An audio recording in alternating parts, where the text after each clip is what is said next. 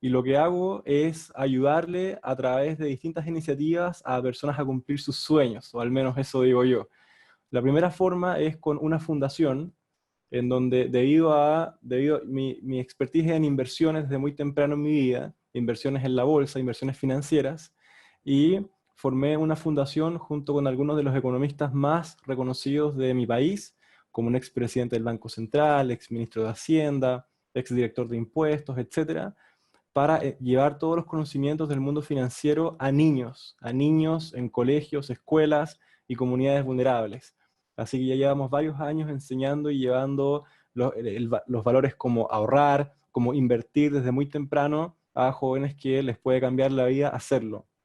Y lo segundo es una empresa que se llama Speaker Coach, donde le ayudamos también a profesionales como ustedes o también más jóvenes a aprender a comunicar sus ideas muy bien para que no solamente la formación que tenga sea suficiente, sino que aprendan a verbalizar sus ideas con confianza y maestría, y eso acelere la movilidad social y su trayectoria laboral en el futuro.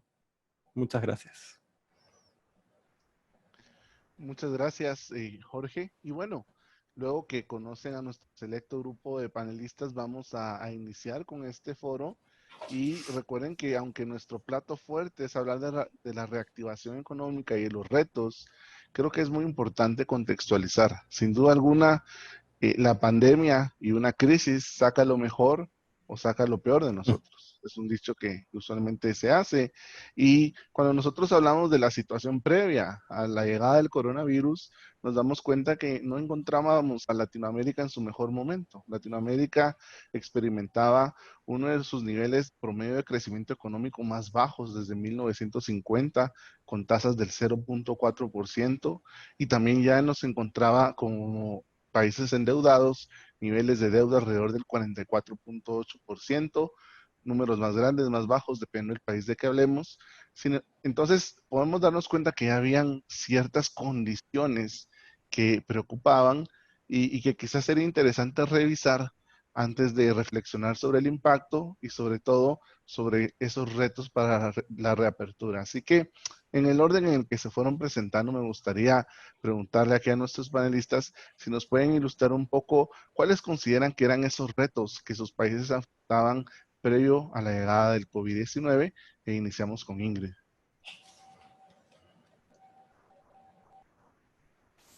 Hablar silenciar. Ahí estamos, ya me escuchan.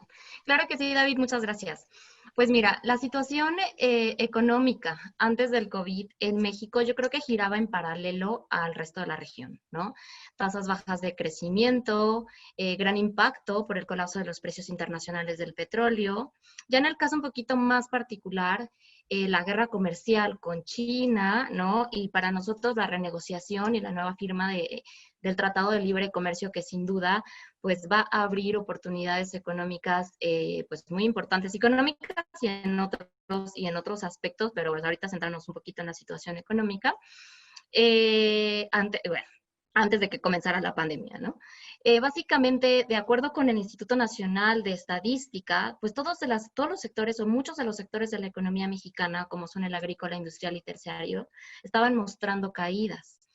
Entonces, imagínense aquí, el primer caso oficial de COVID-19 comenzó los primeros días de febrero. Pero yo quisiera un poquito invitarlos a reflexionar, ¿no? Digo, porque los retos y la situación económica, los desafíos que presentan nuestros países creo que son muy parecidas.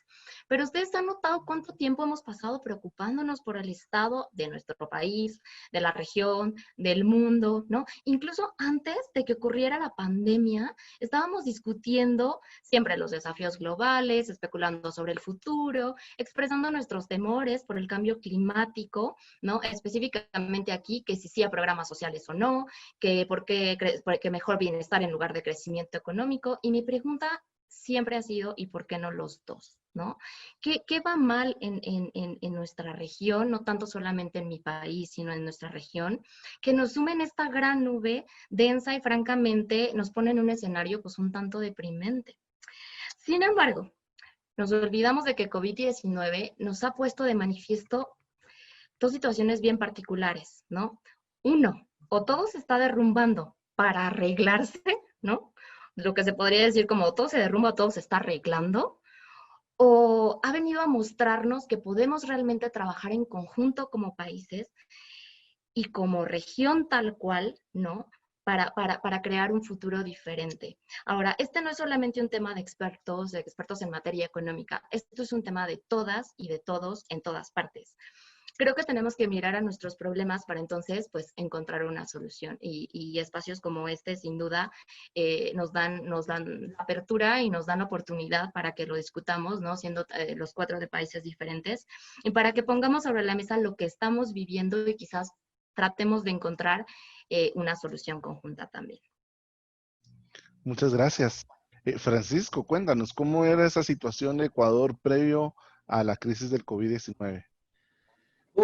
Aquí tengo unos datitos que me estaba anotando para compartirles, porque la verdad que la situación en Ecuador antes de la crisis del coronavirus era crisis y bastante fuerte. Empezando por la crisis económica, teníamos algo bastante interesante que son las excusas. Y yo quiero ser bastante franco en esta charla, de si bien no enfocarnos en lo de siempre, que son los malos políticos que tenemos generalmente en nuestros países, darnos cuenta que gran parte de la afectación de las vidas de las personas que el día de hoy no solamente están enfermas por el coronavirus, sino también han perdido sus trabajos o la verdad están viviendo el día a día y desesperados sin saber qué hacer, viene de una irresponsabilidad histórica de nuestros gobiernos y de las personas que han trabajado en esto. Te cuento la crisis económica que teníamos. Reducción estatal irresponsable. Una cosa es reducir el Estado de una manera inteligente, con planificación, y otra cosa empezar a cerrar cualquier cosa y a desestabilizar la institucionalidad de un país que justo cae una pandemia. O sea, después de literalmente empezar a cerrar las cosas y dejar al país casi sin Estado, nos cae una pandemia y nos deja súper vulnerables. Ecuador fue uno de los países más afectados al inicio de la pandemia. Al inicio del año ya teníamos alrededor de más de 300,000 personas en desempleo y se predecía que el 0.2 del PIB se iba a contraer. Estábamos ya en contracción económica, no iba a haber crecimiento en este 2020. Y una de las respuestas, y yo me dedico a emprendimiento, yo soy profesor de emprendimiento, tengo una empresa social que se dedica a empoderar a través del emprendimiento, pero el gobierno empezó a sacar el emprendimiento como que fuera la panacea, la cura para todos los males, lo cual es mentira. Y a todos los que quieran decir que emprender es la solución al desempleo, ningún dato lo avala.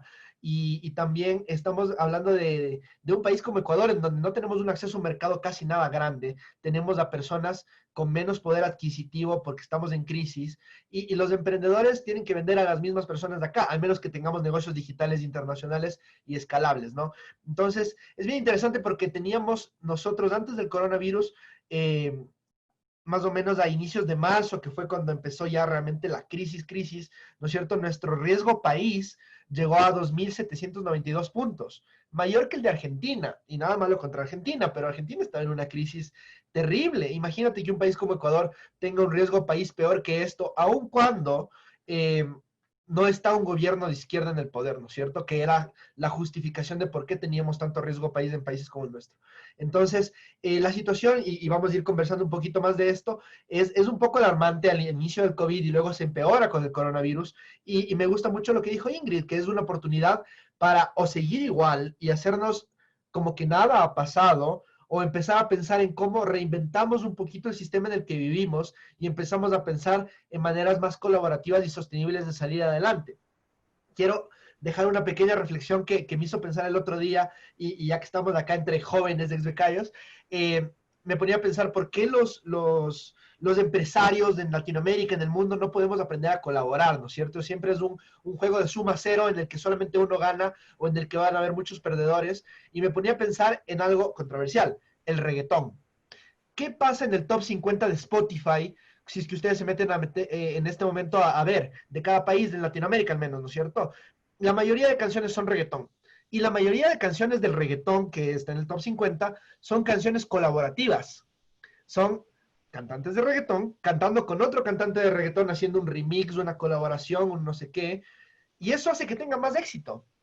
Entonces pensemos en esto, los empresarios históricamente no hemos podido aprender a colaborar para ganar juntos, y los que cantan reggaetón, que la mayoría de gente se burla, que no tienen cultura, que no sé qué, no sé cuánto, aprendieron a colaborar para ganar más plata. Les dejo esa reflexión y pues te cuento, sí, la situación era terrible en Perú con el coronavirus, pero hay futuro. Muchas gracias, Francisco. Y creo que de las experiencias que todos hemos tenido como exbecarios es que a veces es mala idea juntar a varios latinoamericanos, varios latinos a hablar de su país, porque podemos empezar a competir con quien tiene las historias más trágicas y complejas. Pero bueno, la idea aquí es que al final también salgamos con posibles ideas de por dónde viene la recuperación y retos. Pero hablemos un poco de Chile. Jorge, ¿qué tienes que contarnos acerca de la situación previa de Chile antes del COVID-19? Sí, claro. Mira, Chile tiene una situación bien extraña, porque históricamente, y no tan atrás, me refiero a históricamente los pasados 20 años, 10 años, 5 años, Chile venía bastante bien, venía con tasas de crecimiento bastante altas en relación a los primos, venía además con una institucionalidad súper súper sólida, súper pesada, súper difícil de modificar independiente del gobierno de turno. Acá se construían reformas y muchas de ellas quedaban, en cierta forma, quisiéramoslo o no, todos estuvimos navegando en una dirección y Chile venía bastante bien, a mi juicio. Nunca ha habido más educación que hoy, nunca ha habido más empleo que hoy, salarios más altos que hoy, etcétera. Y con tasas de desempleo también mínimas a nivel histórico. Y eso sí me refiero hacia atrás, mucho tiempo atrás. Hasta, venía llegando siendo el niño bueno en cierta forma del sistema de libertades individuales y el capitalismo. Hasta que en octubre del año pasado, al igual que en Ecuador, de hecho, y ocurrió un fenómeno extremadamente curioso, que ahora lo están viviendo los norteamericanos, que lo vivieron los ecuatorianos, que pasó en Chile, que después pasó en Colombia, muy misteriosamente, súper parecido, con actos súper extrañamente bien coordinados y ejecutados, y la explicación, la narrativa general, dice que la gente se enojó. Yo personalmente no creo eso, pero la narrativa general dice que la gente se enojó. Y de un momento a otro los chilenos que súper bien portados y súper ordenados empezaron a quemar locales, empezaron a saquear supermercados, empezaron a destruir la propiedad pública, a pelear con los carabineros, a tener enfrentamientos duros todos los días afuera. Y de acá quiero mostrar en un gráfico el impacto que tuvo ese evento en la economía chilena que fue devastador. Mira, esto fue en octubre del año pasado, octubre-noviembre. Mira, fíjate septiembre cómo viene la economía chilena en los distintos sectores, el total es el azul, y en octubre, boom, la economía se viene abajo de una manera brutal. Y así se mantuvo durante los próximos 3 meses. En mi empresa, la que yo les conté que hacíamos entrenamientos en comunicación, las ventas se fueron de un día a otro a cero en octubre y noviembre. ¿Por qué? Porque afuera de nuestra oficina habían barricadas con fuego. Eso fue lo que ocurrió y eso saquearon locales, hubo algo así como 60 supermercados de los Walmart que tuvieron daños o quemados o saqueados. Entonces, ¿qué pasa con esto? Es que después en enero y febrero la economía se empezó a recuperar, aunque la gente, el turismo no se reactivó como debería, y Chile estaba súper, súper golpeado, las empresas estaban cortas en caja por haber tenido que subsidiar lo que fueron los meses de octubre, noviembre y diciembre. Y entonces marzo y el mundo pandemia nos pilló al 25% de lo que hubiéramos estado en condiciones normales. La presión de los partidos de ultraizquierda además hicieron que el gobierno tuviera que liberar un paquete de medidas muy grandes, subir los impuestos, que eran todas medidas súper contra el crecimiento económico, y lo que terminó por pasar es que el dólar, antes de la pandemia, que esto lo vieron los países emergentes después de la pandemia, el dólar nuestro subió en términos chilenos de 600 pesos a 770 pesos. Eso significa que tuvo una subida de algo así, de un día para otro todos nuestros bienes fueron más costosos en un 18 o 20%, dependiendo del momento en el que se evaluara los bienes importados. Entonces la economía recibió una patada en la cara de lo que venía haciendo antes, y con la pandemia terminó ya de ser el dólar alto a nivel histórico. Nunca habíamos tenido un dólar tan alto tanto tiempo, y eso ha tenido consecuencias bien graves. Ahora yo comparto mucho la lectura, y con esto cierro, es que en Chile y a mi juicio en Latinoamérica se venían expresando tendencias bien claras, que cuesta tomarle el peso, la importancia en su propio mérito, que era la digitalización, y que hemos sido muy lentos como Latinoamérica para adoptarla. Aún en la mayoría de los países de Latinoamérica tienen muy baja bancarización, la gente no opera con tarjetas de crédito, efectivo, lento, poco emprendimiento sí, pero micro e informal. Entonces, y venían mega tendencias como la desmonetización de los servicios, la economía mega colaborativa, donde un día una pieza de tu casa puede competir con el hotel, con un hotel de 3 estrellas que está a unas cuadras. Entonces, eso venía pasando, y Latinoamérica fue particularmente lento en adoptar estas cosas. Ahora, ¿cuál es el resultado de un momento de todo esto? Es que las tasas de desigualdad se estuvieron manteniendo. Yo personalmente no tengo problemas con la desigualdad cuando hay libertades, pero lo que vemos en particular en Latinoamérica, es que los índices de desigualdad son muy altos y han mejorado muy lento en relación a lo bien que le ha ido económicamente a los países. Entonces, hay algo mal que estamos haciendo entre medio, que en lo que estamos fallando, y yo creo que esta es una oportunidad, porque los trabajadores están en la casa, porque antes la excusa era no podemos parar las fábricas para que la gente se eduque. Acá está la oportunidad que estábamos buscando para hacer un reskilling masivo de la población y adoptar y hacer de América Latina un lugar competitivo, que es lo que nunca hemos logrado hacer.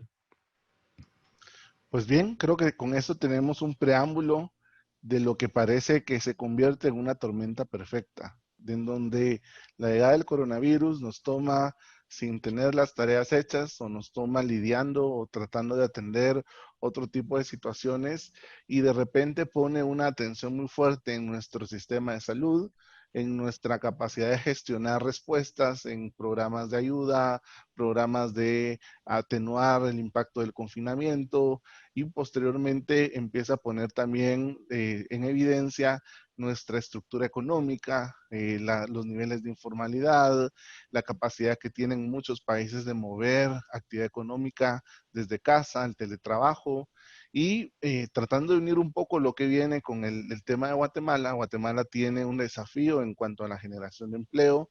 Casi el 46% de su población económicamente activa se involucra en actividades, perdón, no tienen ningún tipo de ocupación, sino que trabajan por su propia cuenta y están en búsqueda de un empleo formal, y la informalidad da cuenta casi del 70% del total de personas ocupadas. Y esto me lleva un poco a empezar a hablar acerca de ese impacto que ha generado el coronavirus en nuestros países. Yo voy a invertir ahora el orden, voy a empezar a también compartir, y después vamos a ir en el orden inverso. Y el impacto puntual en Guatemala ha sido primero una caída en la actividad económica. Hemos caído en un 5% en marzo y en un 10% en abril, y el mayor desafío que tenemos es que todavía no hemos regresado a operar. La economía sigue cerrada, y la mayoría de escenarios establecían que a mitad de año íbamos a empezar con una especie de nueva normalización, y eso no ha llegado todavía. Y el segundo impacto que se hizo más evidente fue nuestro sistema de salud. Guatemala, previo a la llegada de este virus, tenía el menor índice de camas por cada 1,000 habitantes y doctores por cada 1,000 habitantes. Teníamos aproximadamente 12,000 camas disponibles en general en el sistema hospitalario, y con la llegada del virus ya al día de hoy, la cantidad de casos activos casi sobrepasa los 12,000 casos activos. Entonces, ya nos encontramos en un momento en el cual nuestra capacidad del sistema hospitalario se ha visto rebasada. Las pruebas administradas siguen sin ser aleatorias, siguen siendo muy mínimas. Hoy se dio a conocer que casi más del 50% de las personas que trabajan en hospital, en el laboratorio que hace pruebas, está contaminada del virus. Por lo tanto, tenemos mermada la capacidad de administrar pruebas. Y por último, somos la economía que lleva más tiempo cerrada. El 13 de marzo se confirmó el primer caso. El 16 empezamos con un cierre hacia actividades llamadas no esenciales, y desde el 16 de marzo hasta la fecha hemos estado operando en los mínimos históricos, por decirlo así, de tal cuenta de que hoy estamos en ese tipo de desafío entre mantener cerrada la actividad económica y ver cómo se trabaja contra el virus.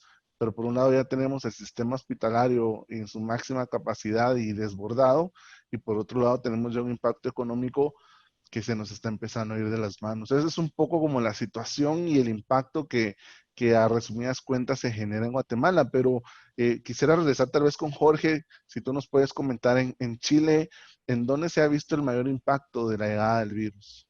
Sí, claro. Mira, en Chile tenemos una situación bien especial y bien atípica, que es que a nosotros el coronavirus llegó bastante tarde. De hecho, yo tuve coronavirus y estoy bien, no se preocupen. Me, no se siente bien, así que cuídense, pero ya yo no tuve ninguno de los síntomas graves de fallas de respiración, pero sí lo pasé, me sentí muy, muy mal. Y acá en Chile lo que ocurrió es que partió bastante lento. El gobierno decidió hacer cuarentenas selectivas en ciertas comunas, ciertos lugares, y al principio los resultados arrojaron súper buenas expectativas, digamos. O sea, no había muchos contagiados y muy, muy pocos muertos. Ahora hubo un tiempo que el gobierno dijo, se acabaron las cuarentenas en la mayoría de los locales porque la gente se estaba cuidando, estaba siendo bien responsable, estaba respetando. Cuando el gobierno dijo, oye, vamos bien, así que ahora podemos relajar un poco para que el impacto económico no sea tan amplio. Y ahí fue cuando pareciera que la gente se empezó a descuidar, empezó a agruparse, hubo fiestas que estaban completamente prohibidas, y las tasas de coronavirus se dispararon. O sea, se podía ver a la gente muy cerca en tiendas, en locales, comiendo en lugares. Entonces, las tasas de COVID se dispararon y hoy tenemos más casos que Italia, me parece, por ejemplo. Entonces, hoy tenemos una crisis bien importante, pero lo raro es que nuestra tasa de muertos es de las más bajas a nivel mundial. Acá en Chile, pese a que tenemos un número muy, muy alto de contagiados, casi, o sea, tenemos muy pocos muertos.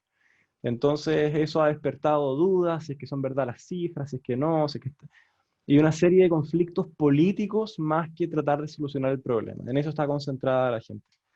Entonces, yo tengo también, me gustaría aportar a la discusión que esto del COVID no es nada para no tomar muy en serio. Es algo bien drástico que han sufrido la mayoría de los países. Acá no se alcanza a ver porque está la pantallita, pero a la derecha se ve un pic en en los índices de incertidumbre a nivel mundial.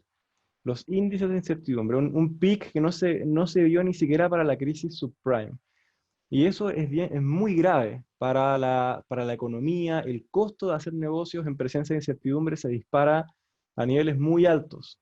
Estos son los resultados económicos de los distintos países desarrollados y como pueden ver, todos han recibido fuertes golpes.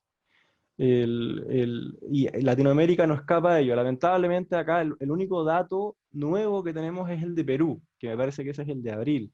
Todos los de antes están hasta marzo, pero esto es lo más suave que se va a apreciar. América Latina está en graves problemas, y está en graves problemas por tres cosas, y Chile es parte de ese problema, menos que otros países. Uno de los más grandes problemas que tenemos en América Latina es que muchos países, sobre todo el Caribe y países de Sudamérica, dependen completamente del turismo. ¿Ya? Y con el cierre de las visas o de la movilidad internacional, esos países, sus ingresos se fueron a cero.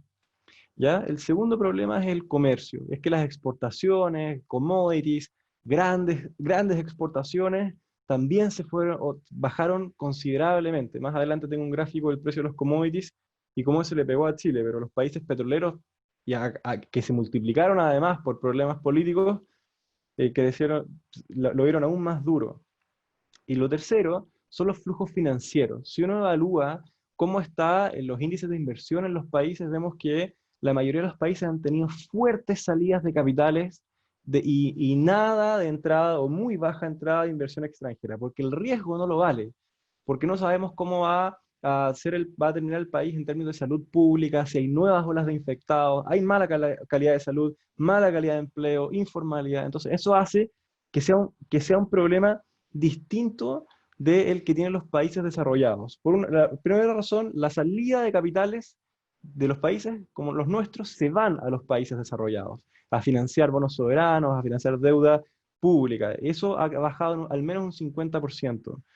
Y lo segundo son las remesas. Yo sé que países como Guatemala, en Chile ya no tanto, países de Centroamérica, dependen, un componente muy importante de su PIB son las remesas. Eso también bajó considerablemente. Entonces, yo creo que en el caso de Chile, mira, este es un mapa con las cuarentenas que hemos tenido y cómo ha ido impactando. Si ustedes ven abajo a la derecha, ahí sale que en abril el 20% de la población estaba bajo cuarentena, afectando un 11% del PIB. Hoy, en junio, cerca de un 43%, 44% está en cuarentena, afectando un 47% del PIB mensual. El 47% del PIB mensual de junio no existe, porque la gente no puede salir a trabajar. Entonces en Chile estamos, y en Latinoamérica y en el mundo, estamos ante un shock doble muy grave, que es que la gente no tiene dinero porque no tiene ingresos para salir a comprar, shock de demanda, y tampoco puede producir. La persona que antes tenía su panadería y producía queques o panes y estaban ahí, el valor estaba ahí, ya no puede producir porque no puede abrir su local. Entonces, lo que empieza a pasar es que no solamente le pega a los commodities la importación, no hay consumo, sino que además la gente tampoco puede salir a ofrecer lo que tiene, especialmente en países que tienen baja digitalización. Alguien pensaría, bueno, pero que haga un e-commerce, que haga una página web, pero tampoco están las competencias para poder hacer eso. Entonces, el gran desafío, mira, en el gran desafío, esto lo voy a hablar en la parte siguiente sobre la reactivación económica, pero es que los países han tomado ciertas medidas para aliviar o suavizar el impacto que tiene la baja del empleo y en los graves problemas que tenemos. Pero en Chile, por ejemplo, tenemos un sistema que es la suspensión del contrato. Eso significa que la empresa puede no pagarte el sueldo y tú entras a seguro de cesantía, pero tú sigues siendo parte de la empresa. ¿Ya? Eso permitió aliviar que las tasas de desempleo subieran de un 7,4 o un 9, pero si no fuera así, probablemente estaríamos en un 15 o en un 20, porque esa gente ya no es necesaria. Según la última encuesta de Fortune 500, alrededor de un 25% de la gente que está con suspensión de empleo en distintas formas en los otros países no va a volver a trabajar. Entonces, de verdad que esto no es tan, no es mucho menos simple, nadie sabe qué hacer porque esto no había pasado antes, no hay precedentes para esto, y es difícil pedirle a nuestra clase política que reaccione bien, que tome el liderazgo, que en el fondo se su pega, pero nadie sabe qué hacer en momentos como estos. Yo creo que es especialmente importante nuestro trabajo como líderes ayudando a las personas que están en el lugar de toma de decisiones, porque estas personas ya tuvieron una vida, son todos mayores, son todos medios viejitos, no entienden las nuevas tendencias. Es nuestra labor ir a decirle a nuestros políticos locales o de turno qué es lo que debería pasar con el futuro y si queremos reimaginar con una nueva visión este mundo que podría volver para mejor después de la pandemia, nosotros tenemos que ser los que enseñemos eso, porque la gente que está en el poder no sabe hacer eso, ¿sí? Entonces nosotros tenemos que tener un rol mucho más protagónico que crítico para poder construir el mundo y para poder sacar adelante los países a los que pertenecemos y los vecinos también. Gracias. Muchas gracias, Jorge. Creo que nos has ayudado a tener un panorama de ese entorno catastrófico que se está formando, una tormenta perfecta. Y tal vez ya que pues, vamos a dar la palabra a Francisco y luego también a Ingrid, además de ir reflexionando sobre el efecto que ha tenido la llegada del virus, también siéntanse libres de empezar a ir teniendo esos puentes hacia esas ideas de por dónde vienen las reaperturas y los desafíos para poder ya ir entrando en materia a muchos de estos temas que la audiencia hoy quiere escuchar. Así que, Francisco, ¿qué tienes tú que decirnos al respecto? Bueno, primero, gracias Jorge por todo lo mencionado, muy, muy valiosas algunas cosas. Es muy interesante escuchar varias perspectivas y una de las cosas que nosotros enseñamos cuando estamos enseñando a emprendedores a hacer un pitch es que hablen del problema, pero se enfoquen en la solución, ¿no es cierto? Porque no le gusta a la gente escuchar mucho el problema y todo esto que nos pasa. Ahora, tengo yo otra perspectiva. De hecho, yo hoy tuve una pequeña discusión con alguien porque me dijo, ¿por qué eres tan negativo? Porque dijo, si hay empleo, y puso un empleo, y yo tengo la perspectiva de que realmente no hay empleo, y no tenemos que andar diciendo que sí hay empleo porque la realidad es otra. Entonces, puede percibirse un poco como negativo, pero mi punto es el siguiente. Nosotros somos líderes, ¿ya? Y nosotros tenemos que ayudar a levantar nuevos líderes. Parte de lo que dijo ahorita Jorge es nuestra labor ir a ayudar a levantar al país y empezar a tomar las riendas, porque los que están en el poder, uno, no saben lo que hacen, dos, no entienden las nuevas realidades, y tres, ya nos dejaron un mundo que nos va a tocar rescatar porque ellos no van a vivir en él, ¿no es cierto? Entonces, algo que es muy importante para mí expresar es este tema de los nuevos líderes. Y algo que pasó en Ecuador justo con la pandemia es la evidencia de que no existe liderazgo en nuestro país y también puedo apostar que en Latinoamérica. Una de las cosas que pasó, fuimos uno de los primeros países que fue afectado por el coronavirus. Fuimos noticia internacional, hubo un momento en que las personas de Guayaquil empezaron a sacar personas fallecidas a la calle porque los gobiernos estaban saturados y no podían responder. La alcaldesa de una de las ciudades más importantes del país bloqueó un vuelo internacional y no recibió consecuencias legales al respecto. El sector privado declara que se perdieron más de 17 mil millones de dólares por la pandemia. El Banco Mundial dice que Ecuador se va a contraer 7 o 9% del PIB cuando al inicio de año era 0.2. Igual no íbamos a crecer, pero ahora nos vamos a contraer 9% del PIB. Hay flexibilización laboral. Los empleadores están aprovechando estas situaciones para empezar a despedir intempestivamente a la persona, para violar todo lo que se ganó en luchas sociales muchas veces con los trabajadores. Y aparte de eso empezaron a hablar escándalos de corrupción en todos lados, más que nunca, sobre precios de mascarillas, sobre precios de insumos médicos, de pruebas, de todo este tipo de cosas, ¿no? Parece una novela de Facebook, de Facebook y de Netflix, ¿no? Y todo esto malo, que es lo último malo que voy a decir, viene a lo siguiente. Personalmente yo había decidido hace un año que no iba a pensar en política y que me iba a enfocar en los negocios porque tenía que enfocarme en algo y porque la política ahorita está toda sucia y no quiero meterme. Y ese mismo pensamiento tiene muchísima gente, y no digo que me voy a meter a político y voy a hacer de nada, pero el hacernos de la vista gorda hacia lo que está pasando en el liderazgo político de nuestros países es uno de los grandes problemas.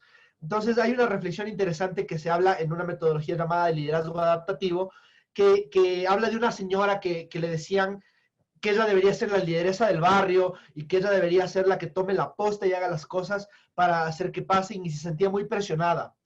Entonces nosotros tenemos una mentalidad de Latinoamérica en la cual vemos a los líderes, uno acá, ¿no es cierto? Súper lejano, súper arriba de nosotros, y se siente como algo negativo ser líder. Cuando eres líder te acosan, te atacan, eres persona pública, tienes que tomar decisiones, no puedes tener una vida feliz, etcétera, etcétera. Pero al mismo tiempo no podemos esperar a que nos lideren. Y ahí es donde salen los caudillos, ¿no? Los Chávez, los Castros y los líderes carismáticos que muchas veces entran al poder y no tienen ni idea de lo que están haciendo y terminan dañando más a nuestros países. Entonces mi llamado acá es, con todo lo malo que nos está pasando, para mí esto debería ser una llamada a la acción de los jóvenes para empezar a darnos cuenta que tal vez no ahorita, no en este preciso momento, pero pronto debemos empezar a pensar cómo nosotros debemos ser esos líderes que tanto estamos esperando que nos rescaten.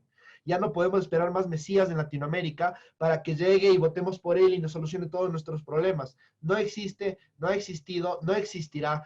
Y para mí es muy importante darnos cuenta de lo siguiente. Lo que dice Jorge es importante. ¿Y qué es lo que pasa? Este es un ciclo súper negativo del coronavirus.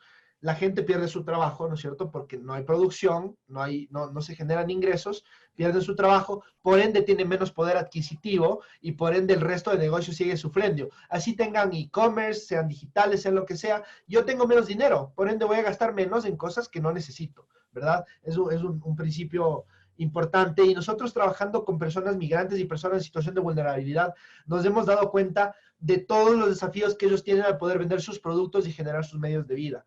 Entonces, ahí es donde yo hago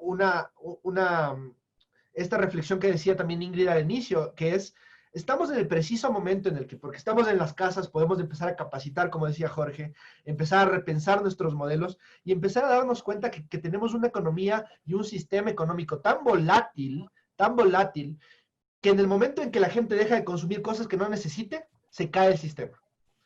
¿Pueden creer eso? ¿Pueden creer que hemos llegado al punto de la historia en el que eso es una realidad? Entonces, mi punto acá es, los que estemos en la casa y tengamos el privilegio de poder hacerlo, tenemos que, uno, decidir y darnos cuenta que nosotros vamos a tener que liderar a nuestros países en un futuro no muy lejano. Y dos, empezar a pensar cómo repensamos la economía hacia una menos extractiva, a una más sostenible, a una más social, a una más colaborativa, y que deje de pensar en el juego económico, en la empresa, como un juego de suma cero. ¿Qué significa? En el que solamente uno gana, en el que si es que el uno gana, el otro pierde. ¿Cómo empezamos a pensar en ayudarnos mutuamente? Y yo personalmente veo en Ecuador muchísimo egoísmo, y egoísmo en el sentido de que las personas están enfocadas en que su familia gane, y este cortoplacismo que hace que los corruptos también entren al poder solamente para saber cuánto pueden robar rápido para irse del país y para poder sacar su tajada, ¿no es cierto? Entonces, es un tema cultural, es un tema de educación, es un tema generacional, pero que poco a poco tenemos que empezar a darnos cuenta que, uno, uniéndonos, asumiendo liderazgo y sabiendo que nos toca, y que si la gente buena no se mete, los malos se van a meter. Y tercero, dándonos cuenta que la realidad es ahora, que es una oportunidad histórica para poder empezar a repensar las realidades y los sistemas. Entonces, podemos hablar de todas las cosas más del coronavirus que no van a cambiar y solamente van a empeorar hacia un futuro si es que nosotros no tomamos acción. Puedo decir que casi inmediatamente. Y bueno, en el caso de México, pues la realidad no es tan distinta de lo que nos acaban de platicar Francisco y Jorge, ¿no? En México se estima que se han perdido entre 1 millón, según datos oficiales, entre 1 millón de empleos, pero hasta 12 millones de personas que han dejado de percibir ingresos. Se desplomó el 41% el comercio exterior, que por décadas pues, ha sido uno de los principales motores de crecimiento económico y desarrollo nacional. Representa tan solo el 77.6% del PIB nacional. Entonces, bueno, sin contar, ¿no? Obviamente también la caída en el sector agrícola el sector agrícola ha sido bastante golpeado, porque es el que abastece la industria de la hospitalidad, y como lo comentó Jorge en un principio, el tema de hoteles y restaurantes, ¿no? La ocupación cayó hasta el 90% y en México, que es destino turístico por excelencia. Pero hay también un punto muy importante que creo que no hemos tocado en esta conversación, y es el tema de las mujeres. Las mujeres han sido las más expuestas y afectadas económicamente por el COVID-19. ¿Por qué? Porque la mayoría trabaja en servicios relacionados con la salud, con el turismo y con la economía informal. Imagínense que por lo menos en México el 70% del personal de salud y de servicios son mujeres.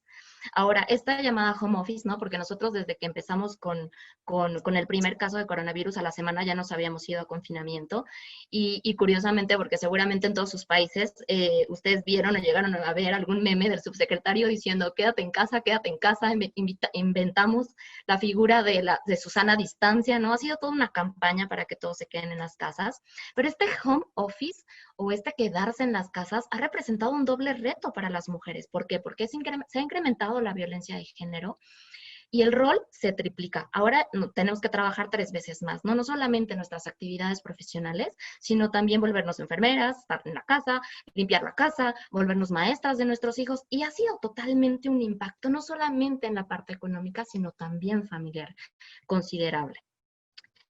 Y bueno, pues la lenta reducción, nosotros el 1 de junio junio empezamos con la apertura y reactivación económica, pero ha sido demasiado lenta porque también había una lenta reducción de contagios, ¿no? Al día de hoy tenemos 191,000 casos confirmados.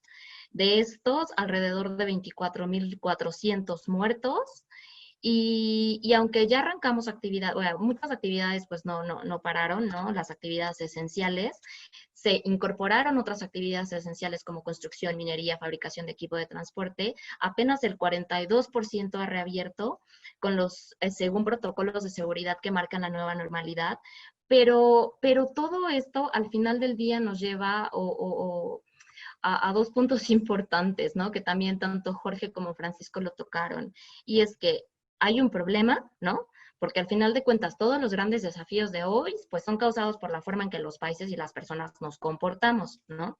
Los países compiten más de lo que colaboramos, ¿no? Por lo que nunca hay suficientes recursos, educamos a las personas para competir, no para compartir, y eso haría sentido si la humanidad no fuera interdependiente y si los problemas no se interconectaran. Pero las cosas pues están más claras que nunca. El coronavirus inició en China, ya lo tenemos en Chile. Entonces, estamos completamente interconectados. Pero si bien es cierto, nos faltaría tiempo, ¿no? Para discutir sobre todos los problemas que cada uno de nosotros como país tenemos. Más bien lo que tenemos que hacer es enfocarnos en la solución. Entonces, demostrando, ¿no? Como bien decía Jorge hace un momento, colaborando con los gobiernos para construir el país que realmente queremos, lo que no significa un sacrificio nacional o político, sino tenemos que asesorarles en cómo podemos promover este crecimiento, en insertar innovación, desarrollo tecnológico, en traer nuevas tecnologías, en integrarnos, ¿no? Para entonces sí poder empezar a hablar de desarrollo económico inclusivo y prosperidad. Es la única forma en la que yo creo que podemos cambiar la manera en la que las personas se comportan, ¿no? En esta generación tenemos esta gran responsabilidad. Muchas gracias, Ingrid. Y bueno, el tiempo se va volando. Nos queda casi 2 minutos para cada uno de nosotros para reflexionar en cuanto a esa propuesta o esas grandes líneas o tendencias de dónde vendrá la reapertura y los retos. Yo empezaría hablando acerca de que en Guatemala existe sobre la mesa muchas propuestas sobre desregulaciones, simplificar muchos procesos que van de la mano con las medidas de confinamiento para evitar la presencia del ciudadano en las instituciones para hacer trámites, poder validar algo como una firma digital, para que exista una presencia virtual y una conversación virtual entre gobierno y ciudadano, transformación económica hacia generar más valor y poder darle las herramientas y las competencias a personas para que trabajen desde casa, algo que en el plazo inmediato es muy desafiante porque existen grandes brechas como el acceso a Internet y a diferentes recursos, y también el ir ampliando la capacidad hospitalaria para poder ir atendiendo nuevos contagios. ¿Cuál es el principal desafío que veo yo? Es el timing, es en qué momento empezar a reabrir cuando estamos todavía en una curva ascendente en la parte de los contagios. Creo que por ahí vienen los desafíos y por donde vienen ventanas de oportunidad es empezar a georreferenciar muchas intervenciones y poder tal vez tomar ese caso de Chile de referencia y empezar a hacer algunas ajustes y reaperturas a nivel ya regional, pero a un nivel mucho más puntual y específico. Así que yo tal vez le doy la palabra a Jorge para que nos pueda compartir por dónde vienen esas líneas de propuestas y sabiendo pues de que ahora ya nos quedan 2 minutos para poder ser puntuales con el tiempo que les ofrecimos. Disculpa, ahora sí. En Chile hubo una especie de acuerdo nacional, que los partidos políticos alguna vez se pusieron de acuerdo en algo y sacaron adelante un paquete de reactivación. Un paquete de reactivación por un valor de 12 billones. ¿Ya? Mucha gente estuvo contenta porque este paquete se dividía en 3 cosas. Número 1, en gasto fiscal, incrementar los fondos municipales, gastos, inversiones para empezar a reactivar la economía de a poco. Segundo, ingreso familiar garantizado. Por cada miembro de la familia, el gobierno le asegura un salario a la persona de $130 por persona, ¿ya? Y tercero, un programa de reactivación dando subsidios al empleo y también subsidios o facilidades a la inversión. y a la inversión en particular de la microempresa, micro, pequeña y mediana empresa, con un 50% de descuento en su impuesto a la renta, lo que sí va a tener un efecto bien significativo y súper positivo. Y ahí me imagino que es un acuerdo que va a haber costado muchísimo, porque la derecha es muy anti gasto público, y este es un gasto bastante alto, y la izquierda es súper anti baja de impuestos. Así ahí pasaron las dos cosas, excelente, yo creo que va a tener un impacto. Ahora, ¿cuáles fueron las críticas a este paquete? 12 billones es un monto alto y endeuda al país para poder lograrlo. Esto se va a sacar de los ahorros del país, los fondos soberanos, y también deuda pública. ¿Cuál es el problema? Es que la ineficiencia del Estado está calculada en algo así como 24 billones al año, ¿ya? Entonces, ¿cuáles fueron las críticas? Es como, oye, ¿por qué no mejor reducen el tamaño del Estado? Si ustedes hicieran bien la pega, un 50% de lo menos mal que deberían hacerla, o sea, gastan el gasto innecesario o eliminan gasto innecesario en un 50%, ya tienen todo el dinero que necesitamos para poder sacar el paquete de reactivación económica. Entonces, y yo creo que tiene razón, hay muchos gastos que va a hacer el gobierno, los distintos ministerios, el Estado en general, que no va a ser usado. Fondos de jóvenes, fiestas que financian, todo tipo de cosas que son sponsors no van a ocurrir. Esos gastos deberían estar destinados a ayudarle a la persona y a la reactivación económica. Ahora, yo personalmente creo que la respuesta al futuro va por esto que quiero compartir a continuación. Mira, esta foto que está acá corresponde sé que se ve pequeñita, ahora la voy a agrandar, corresponde a la matriz productiva de Chile versus a la de Corea del Sur a lo largo del tiempo, hasta el 2016. Y como ustedes pueden ver, el gris que está ahí es la importancia dentro de la matriz productiva de Chile del cobre. Y cada uno de los países de Latinoamérica tiene su respectivo commodity de lo que nos hace, de lo que somos esclavos. Y como pueden ver a lo largo del tiempo, la importancia del cobre cambia muy poco, ¿ya? Miren abajo la matriz productiva de Corea del Sur, como fueron bajando todos los tipos de producción commodity sin valor agregado, y empiezan a tomar relevancia. El azul de más arriba, electrónicas; el de más abajo es automotriz y maquinaria, y casi desplaza por completo a la economía antigua, extractiva, como decía Francisco. Entonces yo creo que la oportunidad acá tiene que ver con hacerse cargo de esto, tiene que ver con hacerse cargo de que nuestras economías están basadas en formas de producción antiguas. Y eso claramente ha tenido consecuencias en este momento en cómo estamos enfrentando la crisis. Como papelitos del gobierno, 12 billones es el paquete de reactivación para los próximos 2 años, lo que es bastante alto, y esos son más o menos, en pesos chilenos, lo que busca contar y también aguantar con el seguro de cesantía que más personas que sean suspendidas laboralmente, o sea, no despedidas, sino que reciban sus ingresos desde el seguro de cesantía, puedan seguir haciéndolo. ¿Cuál es el problema de eso? Es que el seguro de cesantía es una forma cómoda de que las empresas no tengan que moverse hasta que la crisis pase. Entonces eso se empieza a acumular y acumular, y te puede terminar en un problema aún peor. Yo creo que la gran dicotomía no es entre vida y economía, es entre vidas y vidas. Si la economía no está bien, las vidas igual se pierden. Así que tenemos que hacernos cargo de esto rápido, digitalizar lo más que podamos, hacer reskilling masivo para que la gente pueda, aún así, producir, o al menos los que tengan algo para ofrecer, por distintos motivos no han podido hacerlo porque no pueden salir de la casa, sí puedan hacerlo no saliendo de la casa. Y eso tiene que ver con las habilidades de digitalizar tu expertise, lo que produces y lo que vendes. Bueno, para avanzar como conclusiones y retos a futuro que se nos vienen, una cosa que solamente quería mencionar es, tengamos cuidado de que esta crisis no sea una excusa para que grupos de poder empiecen con temas de desregularización, que no es lo mismo que simplificación de trámites. Jorge mencionaba algo bien importante, que es toda esta desigualdad masiva que existe en Latinoamérica, y a veces cuando se debate el tema con personas que apoyan mucho los temas de libertad y demás, y dicen la desigualdad es normal y no es un problema, me di cuenta que el problema es que se piensa que el opuesto a desigualdad es igualdad absoluta, y se lo relaciona con un socialismo o comunismo que nadie está proponiendo, ¿no es cierto? Entonces es importante entender que la desigualdad y la transferencia de riqueza que ha habido en los últimos años, de las clases medias hasta los más ricos en Estados Unidos y en toda Latinoamérica también, no son normales y no son correctas, no están bien, ¿no es cierto? Entonces es importante darnos cuenta que muchas veces este tipo de crisis son oportunidades para que los grupos de poder aprovechen y empiecen a meter leyes y cosas que en concepto son buenas para la economía, y eso por ende va a ayudar a las personas más necesitadas, pero generalmente los que más ganan en esto son los grupos de poder y no solamente las personas de a pie. Entonces, importante tener eso.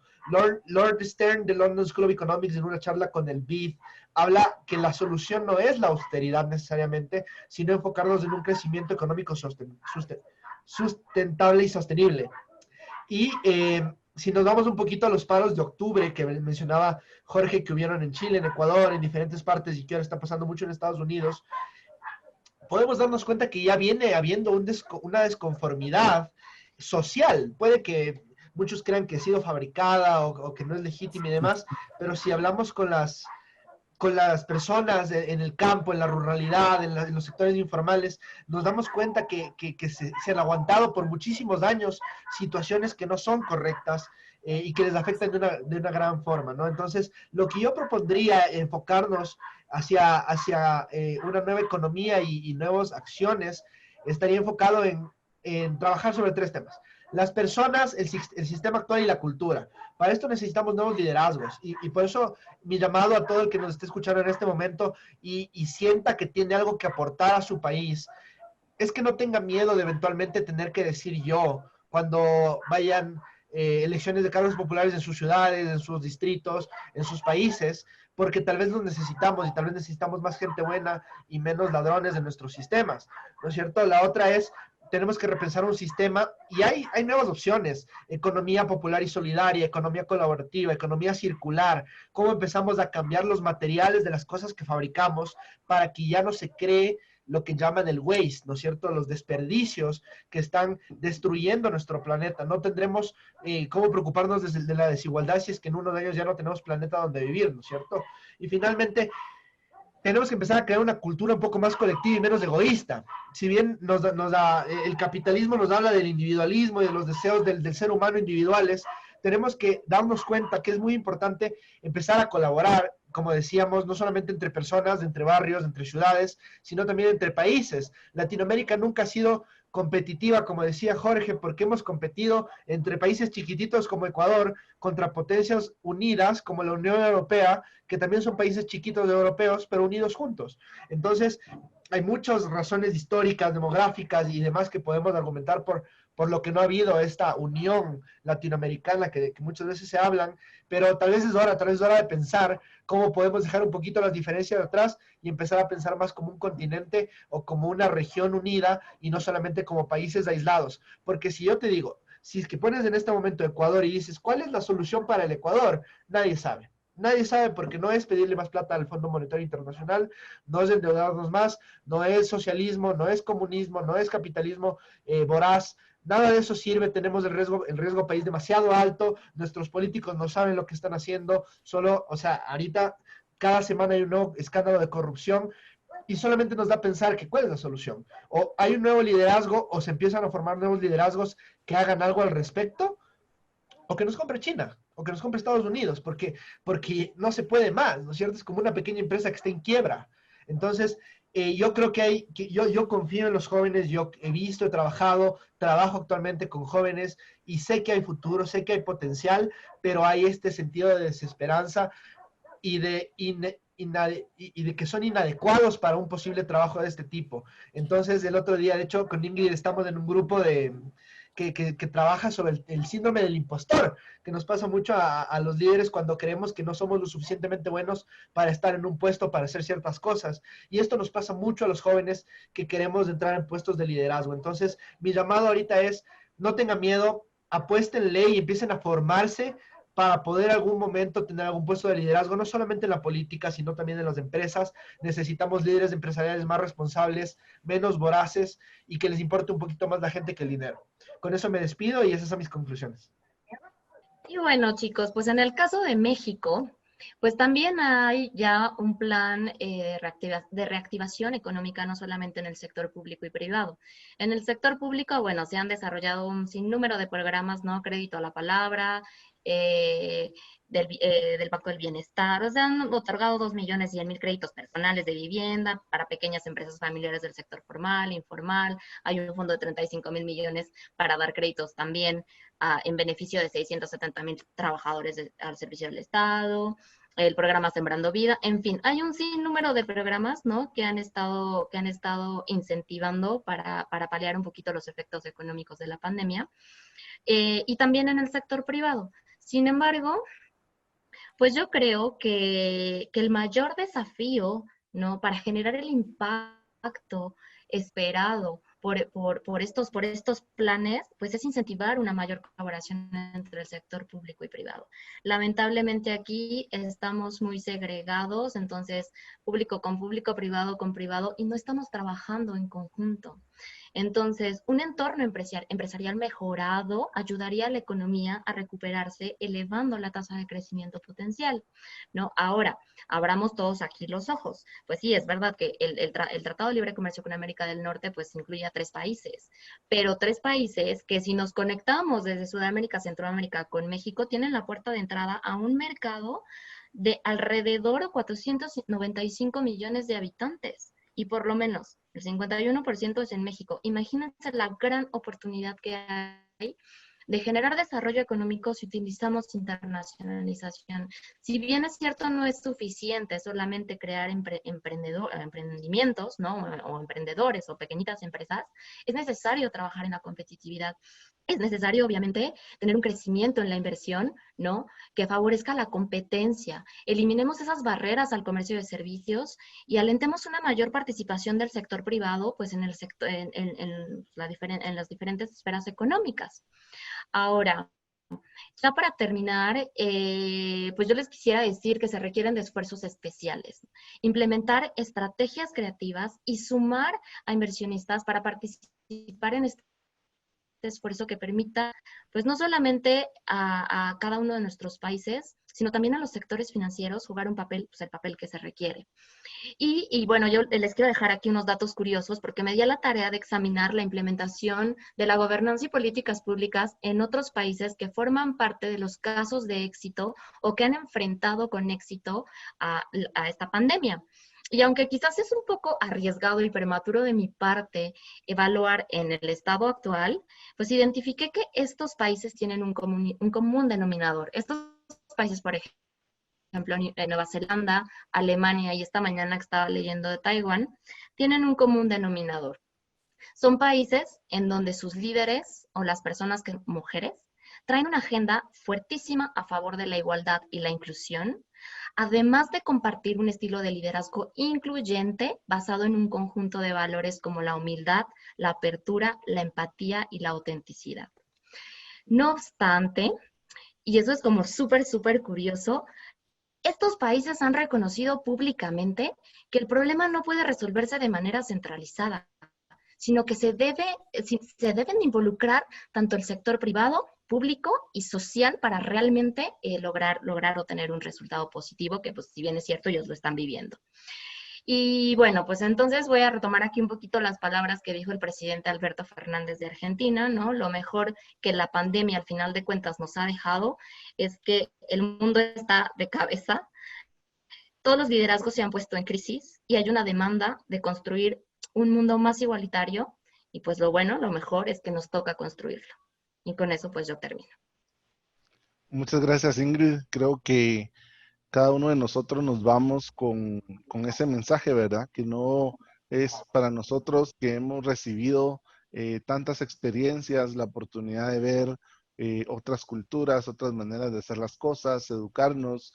Ya no es suficiente únicamente cumplir con las medidas de distanciamiento físico, estar en nuestra casa, sino desde nuestra esfera de acción ser proactivos y darnos cuenta que podemos generar valor en los roles que estemos jugando. Lo importante es ser proactivos, no reactivos, no quedarnos cruzados de brazos en lo que vemos cómo el gobierno resuelve todo, porque pues en la mayoría de casos se requieren muchos otros frentes.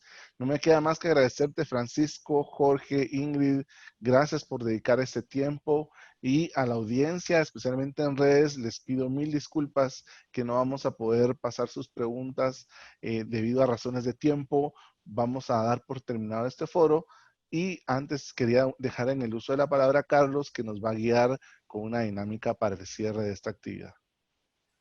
Muchas gracias, David. Precisamente atendiendo ese sentido de comunidad y tampoco limitándonos por las evidentes restricciones que hay en la movilidad, nosotros queremos que por favor enciendan un ratito su cámara, que tengamos el gusto de saludarnos, de saber quiénes están detrás de esa pantalla negra, porque para nosotros también es muy importante retomar esos lazos humanos a pesar del distanciamiento social, que ahora es obligatorio. Vamos a tener unos segundos para que puedan conectarse, para que puedan encender toda su cámara y que nos podamos saludar mientras tomamos una fotografía. Y les quiero pedir por favor que no se retiren, porque para nosotros es muy importante también evaluar este evento, saber qué es lo que piensan ustedes de este tipo de actividades. Así que finalizando esto les vamos a pasar una encuesta, no nos vamos a tardar mucho y les agradecemos desde ya. Muchas gracias. He tomado las fotografías. Como les decía, para nosotros es muy importante poder evaluar esta actividad. Entonces vamos a dar 2 minutos para que se pueda responder una pequeña encuesta.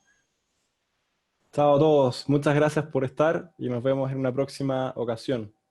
Que estén muy bien. Muchas gracias, Jorge, Ingrid, Francisco y David, por supuesto. Agradecemos a todas y todos los asistentes a este webinar. Queremos extenderles además la invitación para los otros webinars que se realizarán los lunes y los jueves a las 5 de la tarde. Toda la información de los eventos calendarizados la pueden encontrar en las páginas de Facebook de AGEDE y de State Alumni. Agradecemos a la Embajada de Estados Unidos en Guatemala por el apoyo en la realización de estos talleres. Y en esta ocasión reitero mi agradecimiento a Jorge, a Ingrid, a Francisco y a David por haber compartido este momento con nuestra comunidad y por esta excelente y grata conversación alrededor de los cambios en las matrices económicas de Latinoamérica, pero no solo en las matrices económicas, sino también de la comunidad.